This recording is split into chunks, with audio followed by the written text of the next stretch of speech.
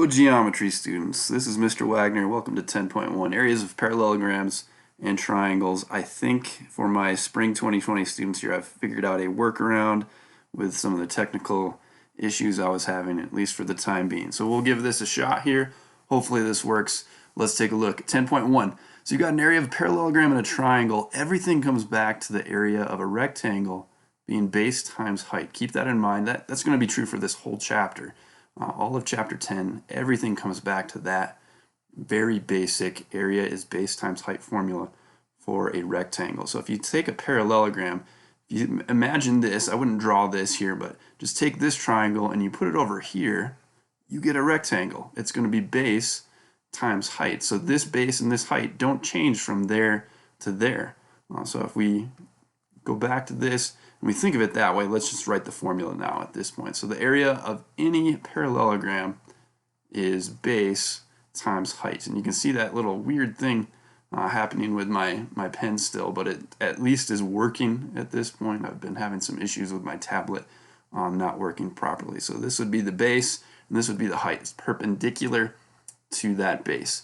If you think of a triangle, a lot of you know this formula already. But here's why it is what it is. So let's call this our B and our H. Let's call this our B from here to here. And our H, that's what it is. And then here, it's always the perpendicular height, perpendicular to whatever your base is. So from here to here is my base in this case. If I take this triangle, and I wouldn't draw this red part here, but just watch this part, and think of it as half a rectangle, it makes sense that the area would be base times height. 1/2 of a rectangle is the area of each one of these triangles. So if we apply that, what is going on there? That's weird. Okay, but if we apply that here to this triangle and this triangle, it doesn't work quite as nicely just to make a regular rectangle. We could do it if we go around the outside here and say this part is half of this little rectangle and this one. But you can also make parallelograms with these. I've just copied and pasted these triangles twice over here. So you have this triangle and this triangle are congruent to this one. This is a parallelogram. It's base times height. So if you are trying to get the area of one of those triangles, it's 1/2 base times height. Same thing works right here. You can take that and make it into it is a parallelogram, so it's going to be 1/2 base times height once again. So the area of any triangle is 1/2 base times height. That's just some background into why those formulas are the way they are. I'm going to try to do that as I present these problems to you. So if we look at example 1 here, we've got a 30, 60, 90 triangle right here. Hopefully you recognize that and remember what those are. So if this is 60 and that's 90, that's got to be 90. This is 30. The ratios for a 30, 60, 90 triangle, if you don't remember, where n is the short leg, n√3 was the long leg. So that's this one here. And the hypotenuse is 2n right here. So if we take that and apply that here, I can see that 2n equals 4. If I divide both sides by 2, that tells me that n equals 2. And so I'll write that here. N is 2. And then this would be 2√3 for the long leg, which happens to be the height of this parallelogram. That's what we need to know, one of the pieces of information we need to know. And then right here is your base. So the height is 2√3, the base is 9. We now have all we need to figure out the area of this thing. We'll also figure out the perimeter in just a moment. So the area is going to be, let me move that over here a little bit. So area, and when you do area problems, really for the next couple of chapters with area and volume that we'll be looking at later, I would strongly, strongly encourage you to write out the formula first with the letters in general and then fill those things out. It makes the problems much, much easier in my opinion. So you've got 1/2, base is 9, height is 2√3. We're just plugging those things in and seeing what we got from there. So if we take 1/2, or I'm doing 1/2, I'm sorry. This is not a triangle. It's base times height, not 1/2 base times height. So BH, and this would be 9 times 2√3. Get rid of that 1/2, sorry about that. So this would be 18√3, which is approximately 31.17691 to 5 decimal places. If we round that to the nearest tenth, we'll call that 31, or it is 31.2. This is an area, and units are centimeters, so this is going to be centimeters squared. Anytime you have an area, you're multiplying centimeters times centimeters, meters times meters, inches times inches.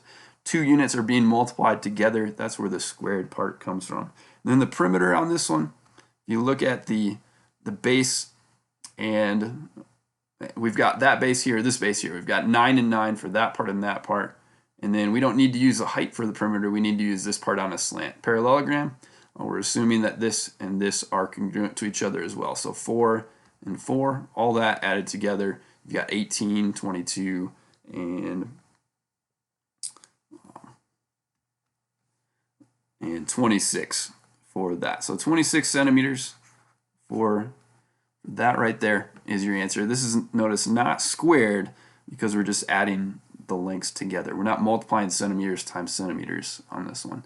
If we take a look at part B, now we have a triangle, so our area formula, and why don't I write that down to start now to begin with the problem with here. 1/2 base times height on this one, not base times height like it was over here. So 1/2 base times height. If we're looking at this triangle, that's a 45, 45, 90. So we have the base and the height already on this one. We're just going to need to use the fact that that's a 45, 45, 90 triangle to figure out what this length is, and then maybe you can figure this out without me showing you, or you can figure it out. And really, you should be doing that with all these problems, I think, trying to do them yourself and then watch the video to see if you've done it right. But how could we figure out that side and that side? We'll need that for the perimeter of the triangle. So this is 1/2 base times height. This is your base right here, and this is the height perpendicular to that base right here. So that's our h. So you've got 7 and 8 going in there. That's 1/2 of 56 then, which is going to be 28 centimeters squared. So on this one, the area was the easier part, and the perimeter will be the harder part, unlike this one over here. So the perimeter of this one, well, if you know this is a 45 and that's a 90, that's got to be 45 up here then. It says 45 degrees there. So this would be your n. This would also be n, and then this side right here is n root 2. So if that's 8, that makes this 8 right here, and that makes this 8 root 2. So we've got that part of our triangle now. And then to get this part, notice this is one big right triangle. So we can use the Pythagorean theorem here to figure out what this is. So we've got this leg squared plus this leg squared would equal the hypotenuse squared. That means 8 squared plus the sum of 8 and 7 squared is going to equal what this side is. I'll call it x to make it easy to reference. So that equals x squared. So 64, this would be 15 squared, which is 225. And you add that together, you're going to get 289. And if you take the square root of both sides, at that point, we'll get x is 17 from there. So that's not our answer, but that's what this value is. Now we need to use that to find the perimeter. So the perimeter is going to be the sum of these three sides of the triangle. So you've got 17, 7, and 8 root 2. We're going to add all those things together. So 8 root 2 plus 7 plus 17, you can add them together in any order. And then we have 24 there plus 8 root 2. This would be an approximate answer, or an exact answer rather, right there. The approximate answer, put that in a calculator, and you get 35.31371. Round that off, and you're going to have 35.3 inches for your answer. So this would be exact and approximate values for that. Let's continue then to example 2 on the next slide. So this one says the height of a parallelogram is 10 feet more than its base. If the area of a parallelogram is 459 square feet, find its base and height. So we've got a height more than its base. So I'll try to draw that to scale, and I'm going to just tilt this parallelogram to the left instead of the right, so you don't think that parallelograms are always tilted one direction. You could rotate these things around any which way you really wanted to, and it would still be a parallelogram. So parallelogram, we're going to assume opposite sides are congruent on this, and on this one, It's 10 feet more than its base, the height is. So if the base, let's say it was x, that means this would be x plus 10 feet more than that. And the whole area of this thing is 459. So if we start with our basic formula, always go back to that. Here again, it's even more obvious, I think, at this point, or evident why it's valuable to write out the general formula. Plug in what you know. You know the area is 459, so you can plug that in right there for A. B, we're calling x. And then H, we're calling x plus 10. So this should bring you back to Algebra 1. We're going to take this, distribute that through, and we're going to have 459 equals x squared plus 10x. How do you solve something like this? If you have an x squared term and an x term and a regular number, we could try factoring with this. So we want to get one side equal to 0. I'm going to subtract 459 from both sides to make one side equal to 0. That leaves me with 0 equals x squared plus 10x minus 459. And then from there, it's a matter of trying to figure out what two numbers would multiply to negative 459 but add to positive 10. So a couple of ways you could approach that.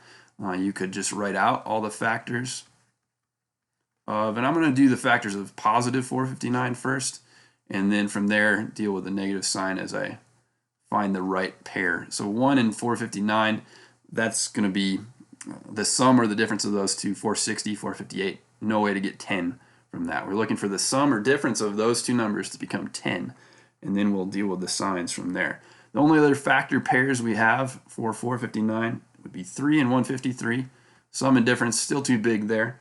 9 and 51, we're getting closer now, and then 17 and 27. So this has a difference of 10 here, and if we want the factors of negative 459, because that's the sign that's here, that means we're going to have to make 17 the negative value and 27 the positive value. Some of you may have learned factoring this way, and this totally works. The x method of factoring, that's a negative 459 right there. This would be a positive 10. And you're looking for the two numbers that have a product of that, a sum of that. It's negative 17 and positive 27.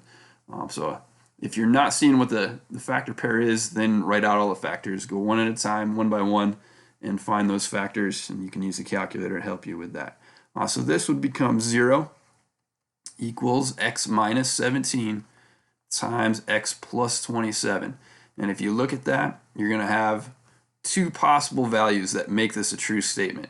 If this factor becomes 0, the whole thing becomes 0, because 0 times anything is 0. So right there, I could plug in 17, and that turns this factor into 0. 0 times who cares what that is 0. If I plug in negative 27 right there, that's the other value that turns this into 0. However, this one's not going to work. Not going to work because if you go back to the context of the original problem, this is a length. You can't have negative lengths in Euclidean geometry that we do. So we're going to make a little comment here, no negative lengths. We cross that one out because of that. So your answer for the base, at least, since x is 17 right here, the base is x. So the base is also 17. And units are given in feet, so we'd say 17 feet. This is what x was. And the height is going to be 27 feet because that is x plus 10, which is 17 plus 10 in this case. So you have a base of 17 feet, a height of 27 feet. If you plug that back in, you could check your answer. 17 times 27 would be 459. Plug it back into area is base times height. And so one more problem to do here, then we'll wrap it up.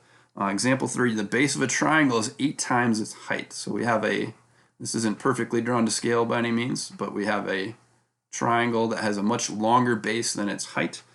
If the height is x, this is going to be 8 times bigger than that, 8x. So that's how I would start this problem. Draw a picture, make it relatively to scale at least, and then from there we can set up our formula. What's the area formula for a triangle? 1/2 base times height. So if we plug in what we know the area of the triangle is 144. Plug that in for A. We know the base is 8x.